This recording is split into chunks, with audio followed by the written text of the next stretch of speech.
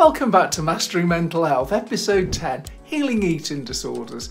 Rebuilding a healthy relationship with food. Food is essential to life, yet for many it becomes a source of pain, guilt or fear. Eating disorders, whether it's restrictive eating, binging or purging, are often rooted in trauma, unmet emotional needs, or the desire for control in an uncontrollable world. As a therapist, over the past couple of decades, I've worked with many clients who have problems with eating. Let's not forget that food has a social dimension.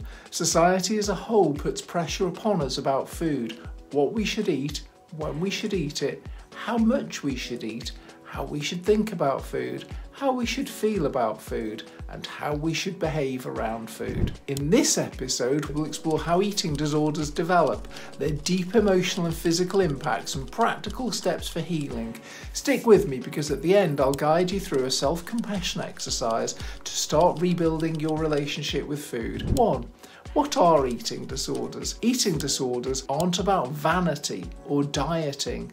They're complex mental health conditions that include anorexia nervosa, restricting food intake, bulimia nervosa, binging followed by purging, binge eating disorder, consuming large amounts of food in a short time, often feeling out of control. These disorders are coping mechanisms, ways to manage emotional pain, trauma, or unmet needs. 2. The root causes of eating disorders.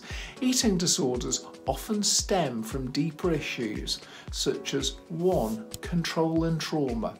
When life feels unpredictable or chaotic, controlling food can provide a sense of order or safety. 2. Attachment wounds. Growing up without consistent emotional support can leave us seeking comfort in food or struggling with self-worth. 3. Complex trauma.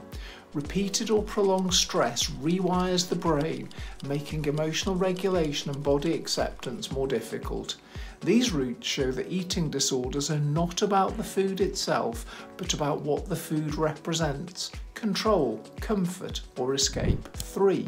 The impact of eating disorders. Eating disorders affect every aspect of life. Physically, they can lead to malnutrition, electrolyte imbalances, and long-term damage to organs like the heart and kidneys.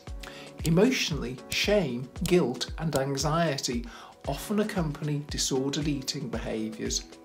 Relationally, eating disorders can isolate us from loved ones as the fear of judgment or misunderstanding builds walls. These impacts can feel overwhelming, and recovery is possible with the right support and tools. 4.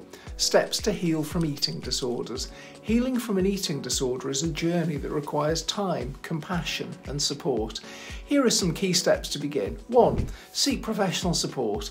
A therapist trained in eating disorders can help you explore the emotional roots of your struggles and develop healthier coping mechanisms.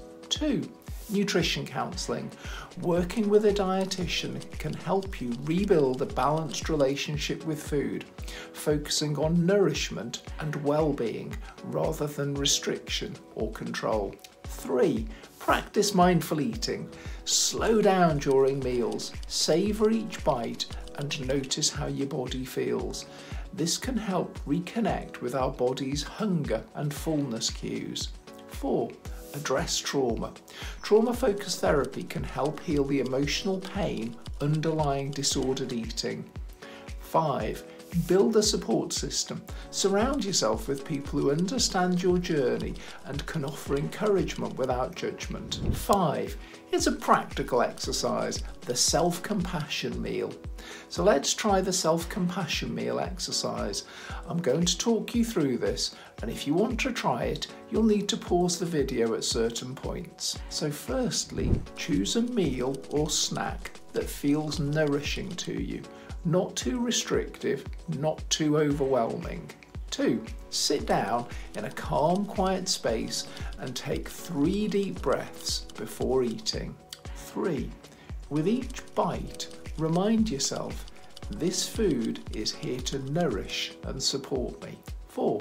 If difficult emotions arise, acknowledge them without judgment. Say to yourself, I'm learning to care for myself.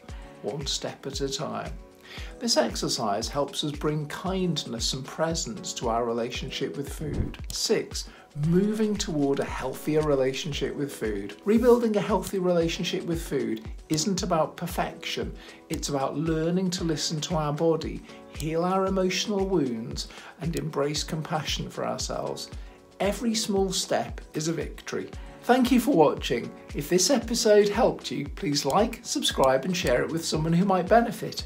In our next episode, we'll explore schizophrenia and psychotic disorders, how they impact daily life and how to build awareness and support. Remember, healing is a journey and you're already on the path to transformation.